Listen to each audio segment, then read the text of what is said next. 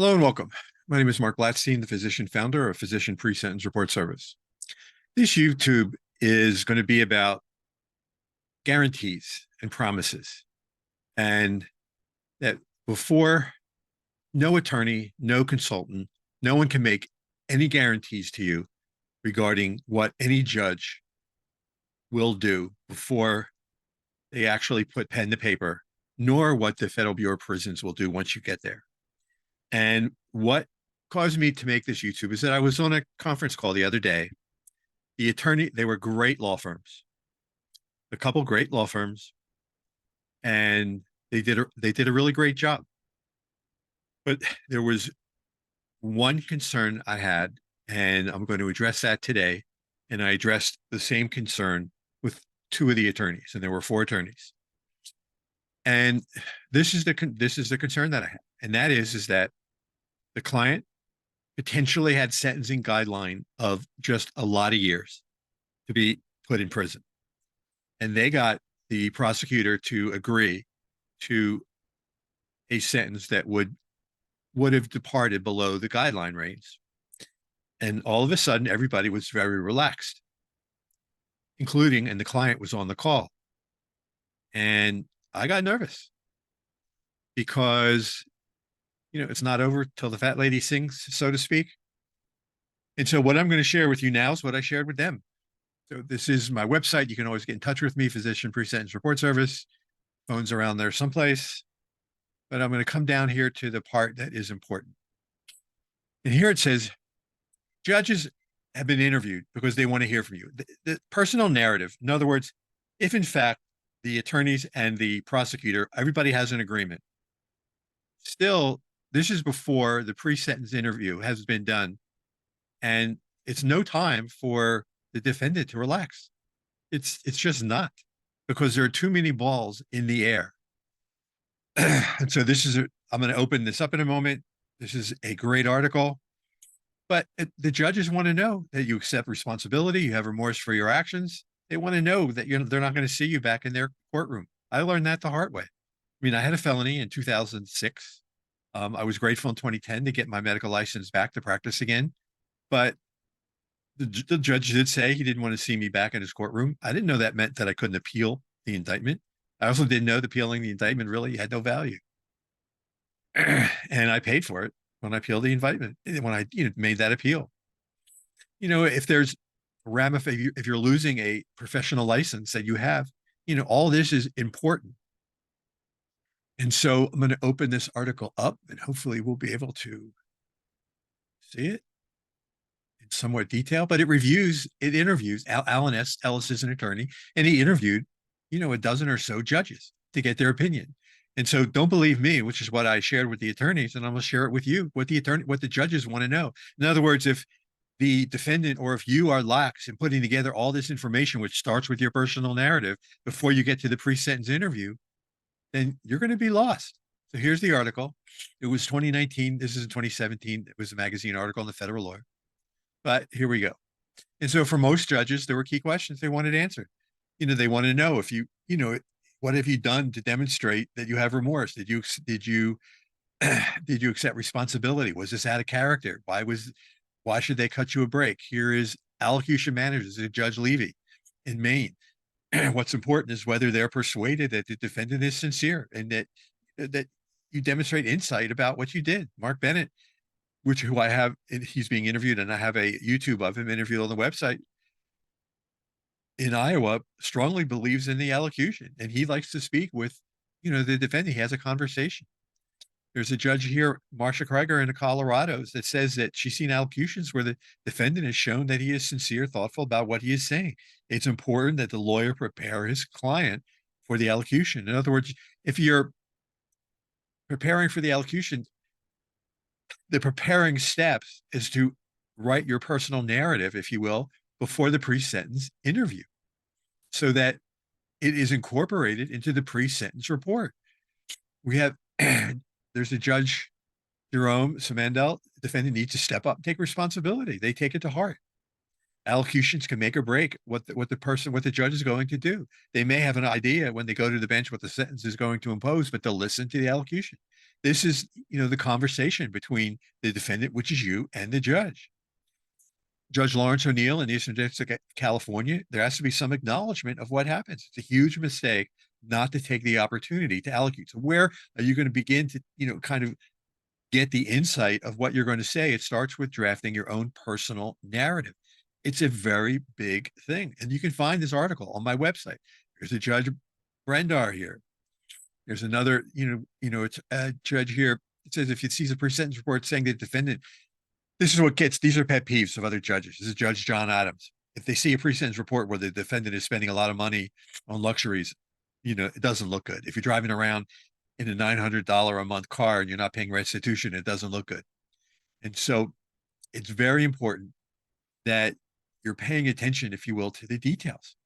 And this starts with taking the time to draft your narrative. Now, why do I say drafting a narrative is important?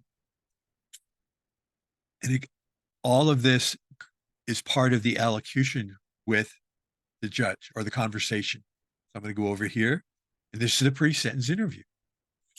And if you want to go to trial, you may think, well, you're going to go to trial, and thinking to go to trial is okay, but just thinking that you may be innocent is not enough, because only 0.4% may be acquitted. That's not high odds. So you need to be prepared, and it's probably the biggest meeting of your life. And so while I go through steps 1 through 5 here, as far as preparing for this pre-sentence interview, I'm going to jump here to the probation report. And the probation report, my hope is that you have taken the time to, one, the probation officer is going to give your attorney a list of things that make up your biographical background and personal identification, and they need copies of everything, which includes medical, financial history, everything, and you have copies of all that. In addition, you're going to provide a personal narrative, which is your history or your story of your background, which explains what, your childhood history, what brought you to this point in your life that would cause you to break the law. Judges know the crimes don't happen in a vacuum. They want to know why. They want to know why they're not going to see you again in the courtroom, which is that article I just reviewed with you. And for the purposes of the conversation that I was involved with the other day, just because the legal teams had the okay with the prosecutor that they were going to get a very good sentence departure beneath the guidelines, if you will, from the prosecutor, everybody was going to be in agreement. The judge could have, listen, everybody has a bad day. And if the judge got out of bed on the wrong side of the bed and had a bad day that morning, he may not agree to that agreement of a sentence reduction. And so here we have, this is basically all the information that the judge is required for you to make copies of everything, plus you're going to provide them the personal narrative. They're then going to fill in a probation report. And we're going to open that up here if they can get that done. And they're going to fill this in. And from this probation report, then they're going to draft the official pre-sentence report. So this stuff at the top is your personal identification information, biographical information, etc., your background characteristics. This is going to consist of places you've lived. All this stuff, biographical background now, but it'll be used, everything that you give them should allow them to fill out this information right here. But you're providing it to the probation officer 1 to 2 weeks before your pre-sentence interview. Why?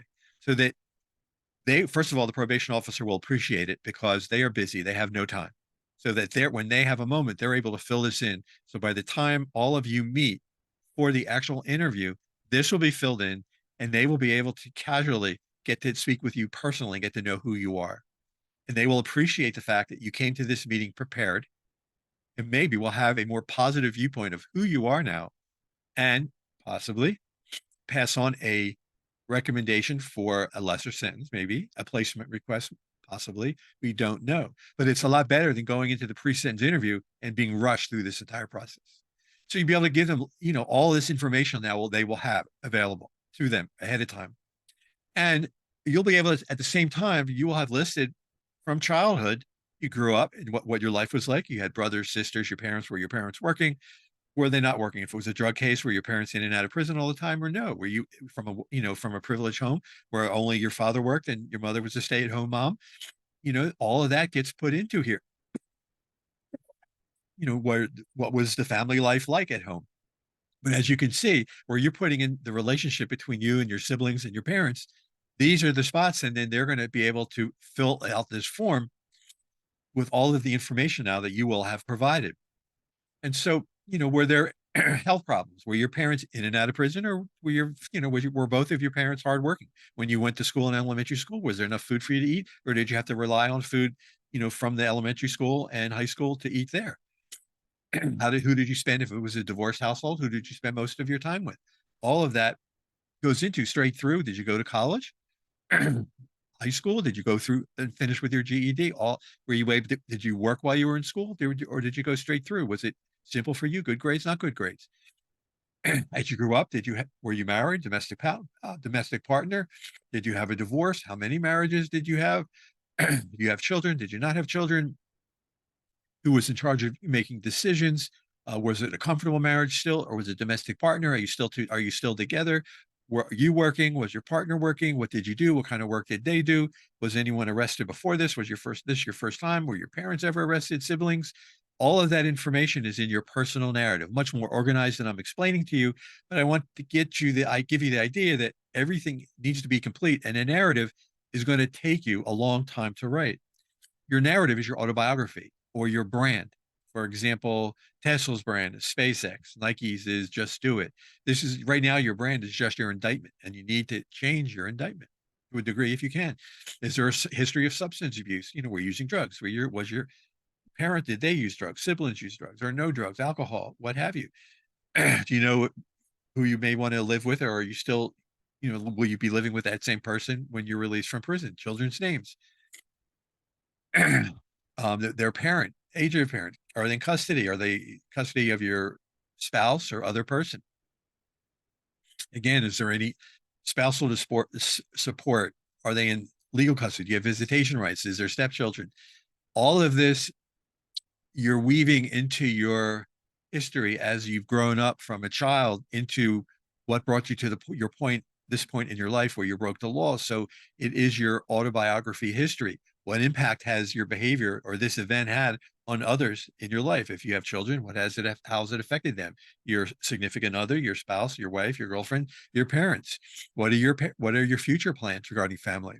Physical description, birth marks. I'm sure you know all of this. Here you're going to go into, went too fast, physical health. You want to list all of your medical conditions, hospitalizations, everything. Everything you have, anything medical has to be listed. You need to get copies from each of your doctors, copies of all of your records, all of your hospitalizations, all of your pathology reports if you've had surgeries, all your blood tests, all prescriptions. If you need further explanations on that, please look to my website or give me a call.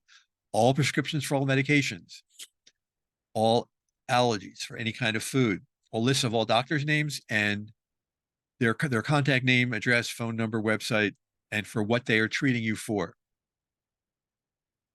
Have you had counseling for any sort of medical? It's a complete history, medical history and mental health history.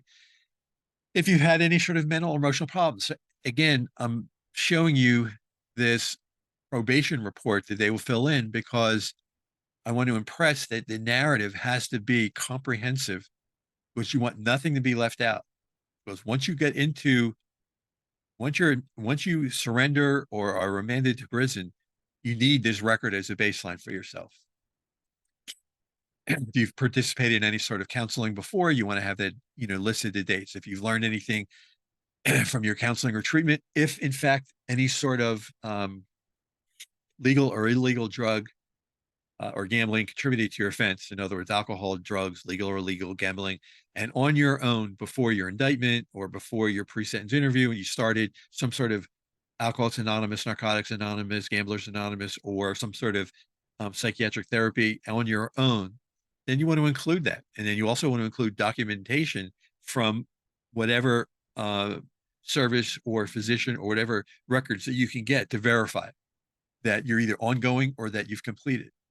If you had any sort of history of substance or alcohol abuse, you want to put that in here. And if you were in a program, again, I already covered this, were you clinically discharged or were you under the influence? You want to have all this listed in here. Highest grade level completed. I don't care if you're a physicist or an attorney or a doctor. You want to have copies of your diplomas, because if you don't have verification, they're going to make you get the GED. All right. So if you had specific gifted schools or programs, all of that should be down here. The caveat is that if in fact you had excellent extra certificates in computer type skills, well, I would maybe leave that out.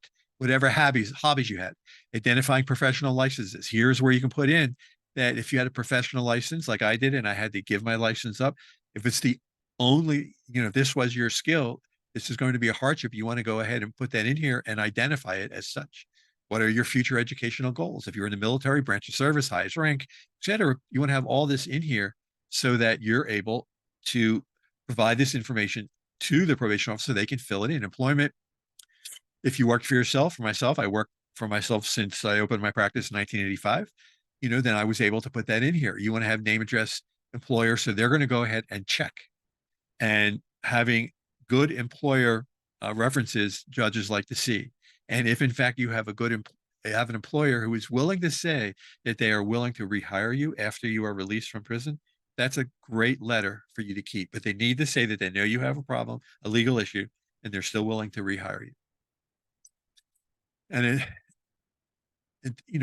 what's a perfect job? There's, many different topics in here you can go through: accept responsibility, how you feel about committing the offense. These are, all topics that you need to begin to think about, because there are different aspects of accepting responsibility. But this helps you put your thoughts on paper as you go to begin to write your narrative and allocution. Criminal history. Hopefully there's not a lot here, but if there is, you need to fill this in, and there's no reason it doesn't do any good to hide it. If you have detainers, you need to make sure that your detainers are taken care of ahead of time. If there's anything else here that you need to, that applies to you, you need to go ahead and fill this in. If there are future plans regarding family and relationships, but there's in what are the future plans for employment, future plans for treatment, etc., education. So I cover all this with the hope that you understand that is, or I'm trying to give you an understanding that that's the reason for the personal narrative. There's much more that is covered here on the website regarding what goes into the pre-sentence report or the pre-sentence interview for the pre-sentence report. But the main reason for this is that no one can guarantee you, to summarize where I started, there's no guarantees or promises that even though, and I'm sure you have a great attorney, great legal team, and they've worked out in a good agreement, honest agreement with the prosecutor, that there will be a sentence recommendation below the guideline. Don't rest on your laurels, because the work is just beginning. And a large, or the majority, a portion of it, all of it before the pre-sentence interview, rests on your personal narrative. I hope you found this helpful, and stay safe. If you care to engage my services, at least consult or no charge, and I would be more than happy to speak with you. Have a safe day.